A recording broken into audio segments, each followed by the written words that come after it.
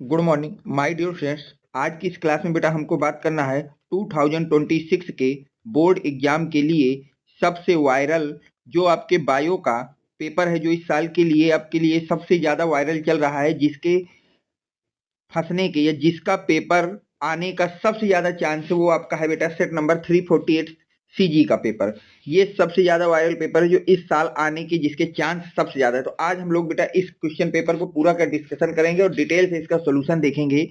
अगर आप इस क्वेश्चन पेपर को सॉल्व कर ले रहे हैं तो आपके बेटा 2026 के बोर्ड एग्जाम में बायोलॉजी में 90 प्लस मार्क्स आने से आपको कोई भी नहीं रोक सकता है। कितने प्रश्न बेटा? 90 प्लस मार्क्स आने से। जो आपको पेपर मिलेगा बेटा वो कुछ इसी स्टाइल में आपको मिलेगा कि यहाँ पर आपको अपना अनुक्रमांक डालना होगा, यहाँ पे अपना आपको नाम लिखना होगा, पेपर कोड दिया जाएगा 348 सीजी, यहाँ पे ऐसा ही आपको ईयर लिखा होगा 226 जीव विज्ञान। अब वो क्या कह रहा है देखिए, थोड़ी छोटी मोटी चीजें पहले उसको हम लोग पढ़ लेते हैं। बोल रहा है बेटा कि समय आपको है 3 घंटा 15 मिनट। जो आपको ये पेपर दिया जाएगा वो 3 घंटे 15 मिनट में आपको इसको समझना है और सॉल्व करना है। 70 नंबर का पेपर होगा बेटा। प्रारंभ के जो 15 मिनट आपको दिए जा रहे हैं वो आपको प्रश्न पत्र को पढ़ने के लिए दिए जा रहे हैं। सभी प्रश्न करना अनिवार्य है। आवश्यकता अनुसार अपने उत्तर की पुष्टि नामांकित चित्र या रेखा चित्रों के द्वारा कीजिए। अगर कभी कहीं पर आवश्यकता है उस उत्तर को समझाने के लिए चित्र बनाने की, तो आप उसकी भी प्रयोग कर सकते हैं।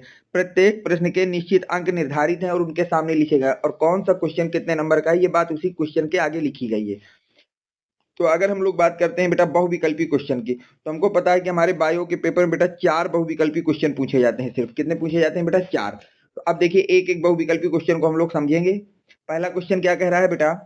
वैली सनेरिया के पौधे में परागण किस माध्यम से होता है? जो आपका वैली सनेरिया का पौधा होता है इसमें परागण किस माध्यम से होता है? जल द्वारा होता है, वायु द्वारा होता है, कीटों द्वारा होता है, मनुष्यों द्वारा होता है? तो सबको पता है बेटा कि वैली सनेरिया का जो पौधा होता है इसमें परागण जल के माध्यम से होता है। किसके द्वारा होता है बेटा? जल के द्वारा होता है। हो गया यहाँ तक। अब देखिए अगला क्वेश्चन क्या कह रहा है? स्त्रियों में मेंस्ट्रुअल साइकिल का सामान्यतः कितने दिनों का होता है? जो स्त्रियां होती है उसमें जो आपका मेंस्ट्रुअल साइकिल होता है ये कितने दिनों की होती है? 10 से 11 दिनों की, 28 से 29 दिनों की, 25 से 26 दिनों की या 17 दिनों की? तो याद रखना बेटा कि स्त्रियों में जो आपका मेंस्ट्रुअल साइकिल होती है ये होती है 28 से 29 दिनों की। कितने दिनों की होती है बेटा? 28 से 29 दिनों की।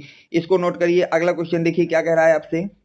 अगला क्वेश्चन कह रहा है बेटा आपसे कि एम आर यानी की सहायता से प्रोटीन संश्लेषण की प्रक्रिया, यानी कि जो mRNA होता है इसकी सहायता से प्रोटीन का जो संश्लेषण किया जाता है उस प्रक्रिया को आप लोग क्या कहते हैं? अनुवादीकरण कहते हैं, अनुलेखन कहते हैं, प्रदीप अनुलेखन कहते हैं या प्रतिलिपिकरण कहते हैं? तो आपको बताना है कि mRNA की सहायता से जो प्रोटीन का संश्लेषण होता है उस प्रक्रिया को हम लोग क्या कहते हैं? तो बेटा उस प्रक्रिया को कहते हैं अनुवादीकरण। क्या कहते हैं बेटा? अनुवादीकरण। तो ऑप्शन नंबर ए आपका करेक्ट हो जाएगा। ऑप्शन नंबर कौन सा करेक्ट हो जाएगा बेटा? ए आपका करेक्ट हो जाएगा। अब हम चलते हैं बेटा नेक्स्ट क्वेश्चन पे। देखिए अगला क्वेश्चन क्या कह रहा है। अगला क्वेश्चन आपसे कह रहा है विडाल परीक्षण किस बीमारी की जांच में उपयोग किया जाता है? जो आपका विडाल परीक्षण होता है इसको किस बीमारी के जांच के लिए हम लोग प्रयोग करते हैं? निमोनिया के लिए, टाइफाइड के लिए, मलेरिया के लिए या हैजा के लिए? तो याद रखना बेटा विडाल परीक्षण का प्रयोग किया जाता है टाइफाइड रोग की जांच के लिए। किसको लिए बेटा? टाइफाइड की जांच के लिए हम लोग विडाल परीक्षण का प्रयोग करते हैं। अब हम चलते हैं बेटा नेक्स्ट क्वेश्चन में। जो आपका बेटा होगा क्वेश्चन नंबर 2, ये होगा निश्चित उत्तरीय प्रश्न है। अब इसमें देखिए बेटा आपसे 5 क्वेश्चन पूछे जाएंगे एक एक नंबर के। कितने क्वेश्चन पूछे जाएंगे बेटा? 5 क्वेश्चन पूछे जाएंगे, वो भी कितने के? एक एक नंबर के। तो अगर हमको इन क्वेश्चनों की बात करना है तो देखिए पहला क्वेश्चन आपसे कह रहा है कि जैव विविधता तप्त स्थल की परिभाषित कीजिए। तो अब आपसे वो कह रहा है कि जो जैव विविधता तप्त स्थल है इसको आपको परिभाषित करना है, इसकी आपको परिभाषा लिखना है। जैव विविधता तप्त स्थल की आपको क्या करना है बेटा? परिभाषा लिखना है। अगला क्वेश्चन आपसे कह रहा है गोल्डन राइस में मुख्य रूप से किस विटामिन की प्रचुरता होती है? कि जो गोल्डन राइस होती है इसमें किस विटामिन की प्रचुरता होती है? तो आपको पता है बेटा कि गोल्डन राइस में कौन सी विटामिन पाई जाती है बेटा? विटामिन ए पाई जाती है। सबसे ज्यादा कौन सी विटामिन पाई जाती है? ए। तो याद रखना बेटा गोल्डन राइस में कौन सी विटामिन पाई जाती है? ए। तो ये हो गया दूसरे का आंसर। अगला कह रहा है बेटा कि मानव वृषण में सर्टोली कोशिकाओं का क्या कार्य होता है? अब आपको ये बताना है कि जो मानव वृषण होता है इसमें सर्टोली कोशिकाओं का क्या कार्य होता है, इसको बताना है। तो इसको आप पढ़ लीजिएगा बेटा। अगला क्वेश्चन देखिए क्वेश्चन नंबर 4, मनुष्य में कितने जोड़े अणुसूत्र के होते हैं? जो मनुष्य होता है उसमें कितनी जोड़ी अणुसूत्र होते हैं? तो बेटा मनुष्य में अणुसूत्रों की जोड़ों की संख्या होती है 23। कितने होते हैं बेटा? 23। और टोटल अणुसूत्र पूछे जाए तो कितने होते हैं? 46। सूत्रों की संख्या, जोड़ों की संख्या 23, टोटल होते हैं 46। और जो पुरुष में अणुसूत्र होते हैं, किसमें होते हैं बेटा? पुरुष के जो गुण सूत्र होते हैं वो होते हैं यक्ष यक्ष टाइप के। कौन से होते हैं बेटा? यक्ष यक्ष टाइप के। जबकि जो महिला होती है, महिला के जो गुण सूत्र होते हैं वो आपके होते हैं बेटा यक्ष वाई टाइप के। किस टाइप के बेटा? एक्स वाई टाइप के। तो ये इतना बस आपको याद रखना है कि मनुष्य में कितने जोड़ी गुण सूत्र पाए जाते हैं? तो 23। टोटल कितने गुण सूत्र होते हैं? 46। पुरुष में कौन से गुण सूत्र पाए जाते हैं? यक्ष यक्ष। महिला में कौन से पाए जाते हैं? यक्ष वाई। यहां तक आपको कोई डाउट नहीं होना चाहिए। अब हम चलते हैं बेटा अगले क्वेश्चन में। देखिए अगला क्वेश्चन आपसे क्या कह रहा है, नोट कर लीजिए। यहां तक सब कुछ हो गया। अब देखिए अगला क्वेश्चन आपसे कह रहा है पेनिसिलिन की खोज किसने की थी? देखिए पेनिसिलिन की जो खोज है बेटा वो स्कॉटलैंड के एक वैज्ञानिक ने की थी। कहाँ की थी बेटा? पहली बात याद रखना, स्कॉटलैंड के एक वैज्ञानिक थे। कहाँ के बेटा? स्कॉटलैंड के। स्कॉटलैंड के एक वैज्ञानिक थे जिनका नाम था एलेक्जेंडर फ्लेमिंग। स्कॉटलैंड के एक वैज्ञानिक थे जिनका नाम क्या था बेटा? इनका नाम था एलेक्जेंडर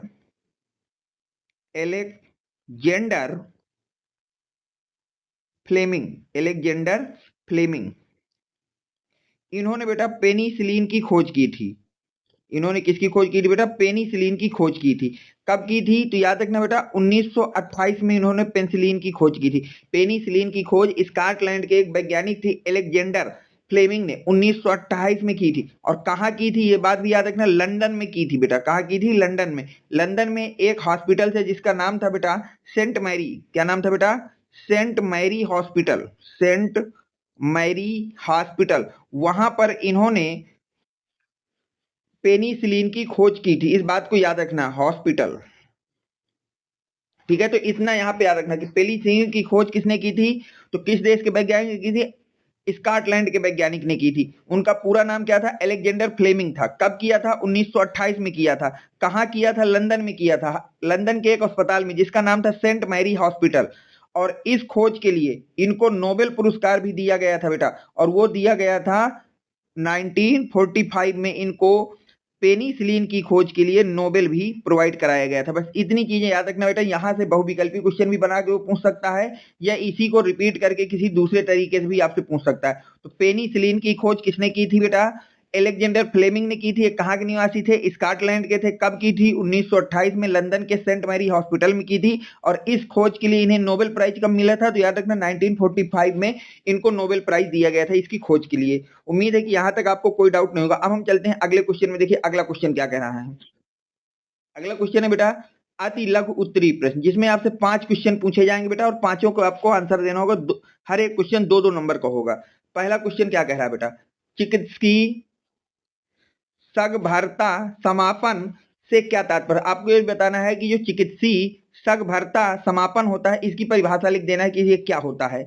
अगला क्वेश्चन कह रहा है यदि डीएनए हेलिक्स के एक स्ट्रैंड में नाइट्रोजनी समाचारों का क्रम निम्नवत है, ये एक क्रम दिया गया है, तो इनके पूरक स्टैंड में नाइट्रोजनी क्षमाचारकों का क्रम 3 से 5 दिशा में क्या होगा? इसको आपको स्वयं करना है बेटा। अगर आपको इनके आंसर नहीं मिल रहे और आपको इनका पूरा डिटेल सोल्यूशन चाहिए तो आपको बेटा मेरे व्हाट्सएप नंबर 7880960882, ये मेरा बेटा व्हाट्सएप नंबर है। इसमें आपको मैसेज करना है, जहां से मैं आपको टेलीग्राम चैनल की लिंक प्रोवाइड कराऊंगा।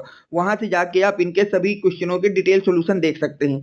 अब देखिए अगला क्वेश्चन कह रहा है कि एक प्रतिरक्षी या प्रतिपिंड अणु का केवल नामांकित चित्र बनाना है। केवल क्या बनाना है बेटा? चित्र बनाना है। तो देखिए आप लोग चित्र कैसे बनाएंगे, ये देखिए ये आपके एक प्रतिरक्षी अणु का चित्र है। इसको आप फोटो ले लीजिए, स्क्रीनशॉट ले लीजिए बेटा, इसको आप बना लीजिएगा। इसको बनाने बस को कहा गया, और कुछ भी इसके विषय में हमें डिटेलिंग नहीं करना है।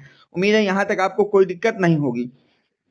अब देखिए अगला क्वेश्चन क्या कह रहा है, क्वेश्चन नंबर घ, हीरोइन क्या है? मार्फिन, जिसको हीरोइन का नाम क्या होता है बेटा? मार्फिन। मार्फिन क्या है इसको बताना है, और पूछा जा रहा है ये किस पौधे से प्राप्त किया जाता है। तो याद रखना बेटा मार्फिन हमारा पाया जाता है अफीम के पौधे में। किसमें पाया जाता है बेटा? अफीम के पौधे से पाया जाता है। अफीम के पौधे से प्राप्त किया जाता है। किससे प्राप्त किया जाता है बेटा? तो अफीम के पौधे से प्राप्त किया जाता है, इस बात को याद रखना। अब हम बात करते हैं बेटा अगले क्वेश्चन की। तो अगला क्वेश्चन कह रहा है आणविक जांच विज्ञान में मूल सिद्धांत से क्या समझते हैं? आणविक जीव विज्ञान के मूल सिद्धांत से आप क्या समझते हैं? तो इसका आपको आंसर दे देना है बेटा। अब हम चलते हैं बेटा नेक्स्ट क्वेश्चन। देखिए अगला जो इंपॉर्टेंट क्वेश्चन आपको देखना है वो है बेटा अब लघु उत्तरीय, जो कि आपके 3-3 नंबर के होंगे। कितने कितने होंगे बेटा? 3-3 नंबर के। तो यहाँ पर 3-3 नंबर के टोटल आपसे 4 क्वेश्चन पूछे जाएंगे बेटा। कितने क्वेश्चन पूछे जाएंगे? 4। देखिए उनमें से पहला क्वेश्चन आपसे कह रहा है लाइकेन तथा माइकोराइजा पर संक्षिप्त टिप्पणी लिखो। तो अब आपको लाइकेज और माइकोराइजा की परिभाषाएं लिख देना है। क्या कर देना है बेटा? परिभाषाएं लिख देना है लाइकेन की और माइकोराइजा की। अगला है सह प्रभाविता क्या है, उदाहरण सही समझाइए। अब आपको सह प्रभाविता के विषय में समझा देना है कि सह प्रभाविता क्या होता है, इसका एक उदाहरण दे देना है। अगला है बेटा आपके पास डीएनए की द्विकुंडलित संरचना का केवल नामांकित चित्र बनाइए। अब यहाँ पर आपको क्या करना है कि जो डीएनए की द्विकुंडलित संरचना है उसका केवल और केवल नामांकित चित्र बनाना है। तो आप इस चित्र का स्क्रीनशॉट ले लेंगे, इसको बनाना था, केवल ये चित्र बना देना है और कुछ नहीं आपको करना है। उम्मीद है यहाँ तक आपको कोई डाउट नहीं होगा। अगला क्वेश्चन आपसे कह रहा है बेटा अनुलेखन से आप क्या समझते हैं, विवरण दीजिए। ठीक है, अब आपको अनुलेखन के विषय में संक्षिप्त टिप्पणी कर देना है कि वो क्या है, उसको डिटेल से समझा देना है। अब देखिए अगले क्वेश्चन आपसे क्या कह रहा है। अगला क्वेश्चन है आपसे पास भ्रूणपोष क्या है, इसके विकास की प्रक्रिया एवं कार्य बताइए। अब आपको बताना है कि बेटा भ्रूणपोष किसको कहते हैं, इसका विकास की प्रक्रिया किस प्रकार से होती है और इसके कौन कौन से कार्य हैं, इन सब के विषय में आपको समझा देना है। अगला क्वेश्चन स्त्री जनन तंत्र का आरेखित नामांकित चित्र बनाइए। अब वो आपसे कह रहा है कि जो बेटा स्त्री का जनन तंत्र होता है इसका आरेखित नामांकित आपको चित्र बना देना। अब देखिए बेटा ये आपके पास स्त्री के वजाइना का चित्र है बेटा, इसको आपको बना लेना है पूरी तरह से और ये आपको हर एक चीज बता देना है कि इसको फंडस कहते हैं, इसको अंडाणु कहते हैं, ये अंडवाहिनी, ये गर्भाशय गुहा है, ये गर्भाशय अंतरिस्त्रा है, ये वजाइना हो गई, ये ग्रीवा हो गया, ये गर्भाशय हो गया, अंडाशय हो गया। तो इस चित्र को बनाना था और कुछ भी इसके विषय में हमें डिटेलिंग नहीं करना है, उसने केवल चित्र पूछा तो चित्र बना देंगे। अब देखिए अगला क्वेश्चन आपसे क्या कह रहा है उसकी बात कर लेते हैं। यहाँ तक हो गया बेटा स्त्री के जनन तंत्र का नामांकित चित्र हो गया। इसके बाद लिंग संलग्न वंशागति को परिभाषित करना। अब आपसे वो कह रहा है बेटा कि जो लिंग संलग्न वंशागति है इसकी परिभाषा लिखिए, हीमोफीलिया और वर्णांतता के माध्यम से इसे समझाइए। और लिंग संलग्न वंशागति को आपको हीमोफीलिया और वर्णांतता की मदद से इसको समझा देना है। अगला क्वेश्चन है बेटा आपके पास पीसीआर पर टिप्पणी लिखिए। किस पर बेटा? पीसीआर। अब आपसे वो कह रहा है कि पीसीआर पर टिप्पणी लिखिए। पीसीआर पर क्या लिखिए बेटा? टिप्पणी लिखना है आपको, तो टिप्पणी लिख दीजिएगा। अब देखिए बेटा नेक्स्ट क्वेश्चन आपसे क्या कह रहा है उसकी हम लोग बात कर लेते हैं। अब अगला क्वेश्चन आपसे कह रहा है बेटा मेंडल के प्रभाविता नियम का वर्णन करिए। जो मेंडल ने प्रभाविता का नियम दिया है उसका आपको वर्णन कर देना है, इसको तैयार कर लीजिएगा बेटा। अगला क्वेश्चन है जीनी वंशागति से आप क्या समझते हैं, उपरयुक्त उदाहरण सहित समझाइए। अब आपसे वो कह रहा है कि जो बहुजीनी वंशागति है इससे आप क्या समझते हैं, उपरयुक्त उदाहरण सहित इसको समझाना है। उपरयुक्त का उदाहरण दे करके इसको आपको समझा देना है। अगला क्वेश्चन है आनुवांशिकी कूट की प्रमुख विशेषताओं का वर्णन कीजिए कि आनुवांशिकी कूट जो है इसकी प्रमुख विशेषताओं का आपको वर्णन कर देना है। नेक्स्ट क्वेश्चन आपसे कह रहा है टाइफाइड और निमोनिया के रोग जनक कौन है, इसके लक्षण लिखिए। तो देखिए अगर मैं आपसे टाइफाइड की बात करता हूँ, किसकी बात करता हूँ बेटा? टाइफाइड। तो यहां से देखिए मैं अलग से लिख दे रहा हूं इन चीजों को कि टाइफाइड का जो रोग जीवाणु होता है उसको माना जाता है बेटा साल्मोनेला टाइफी को। किसको माना जाता है बेटा? साल्मोनेला टाइफी को हम लोग मानते हैं टाइफाइड का रोगाणु जनक। और अगर मैं आपसे बात करूं निमोनिया की, किसकी बात कर रहा हूं बेटा? न्यूमोनिया की। निमोनिया, तो निमोनिया का हम लोग रोगाणु जनक मानते हैं स्ट्रेप्टोकोकस न्यूमोनी को मानते हैं। किसको मानते हैं बेटा? स्ट्रेप्टोकोकस न्यूमोनी को मानते हैं। स्ट्रेप्टोकोकस न्यूमोनी को हम लोग बेटा निमोनिया का रोगाणु जनक मानते हैं और टाइफाइड का मानते हैं साल्मोनेला टाइफी को। इन दोनों बातों को याद रखना है बेटा, आपको नोट कर लीजिए। अब हम देखिए आगे चलते हैं। यहां तक हो गया सब कुछ। अब देखिए टाइफाइड वाला हो गया। अब हम आते हैं बेटा विस्तृत उत्तरीय क्वेश्चन में, जो कि आपके पास बेटा 5-5 नंबर के पूछे जाते हैं। तो पहला क्वेश्चन आपसे कह रहा है बेटा कि जैव प्रौद्योगिकी पर निबंध लिखिए। किस पर बेटा? जैव प्रौद्योगिकी पर आपसे निबंध पूछ रहा है, तो निबंध लिख दीजिएगा बेटा। आवृत्त बीजी पौधे में लघु बीजाणु जनन प्रक्रिया का सचित्र वर्णन करना है। अब आपको अगला क्वेश्चन कह रहा है कि जो आवृतबीजी पौधा है इसमें लघु बीजाणु जनन प्रक्रिया का सचित्र वर्णन करना है। लघु बीजाणु जनन प्रक्रिया का क्या करना है आपको बेटा, सचित्र वर्णन कर देना है। इसको नोट कर लीजिएगा बेटा। अगला जो क्वेश्चन आपको पढ़ के जाना चाहिए बेटा बोर्ड में, वो है जैव विविधता से आप क्या समझते हैं। जैव विविधता के विषय में आपको समझा देना है कि जैव विविधता क्या होती है, इसके संरक्षण में विभिन्न विधियों का विस्तार से वर्णन कीजिए, और इसके संरक्षण के लिए हम लोग कौन कौन सी विधियां अपना सकते हैं उनको आपको विस्तार से वर्णित कर देना है। अगला क्वेश्चन है मानव के शुक्राणु और अंडाणु की संरचना का सचित्र वर्णन करना है। अब आपसे अगला क्वेश्चन कह रहा है कि जो मानव है उसके शुक्राणु तथा अंडाणु, मानव के शुक्राणु तथा अंडाणु की संरचना का सचित्र वर्णन कर देना है कि मानव का जो शुक्राणु तथा अंडाणु होता है उन दोनों के आपको चित्र बनाना है और उसका वर्णन कर देना है। ओके बेटा, देखिए यहाँ तक आपको कोई डाउट नहीं होना चाहिए।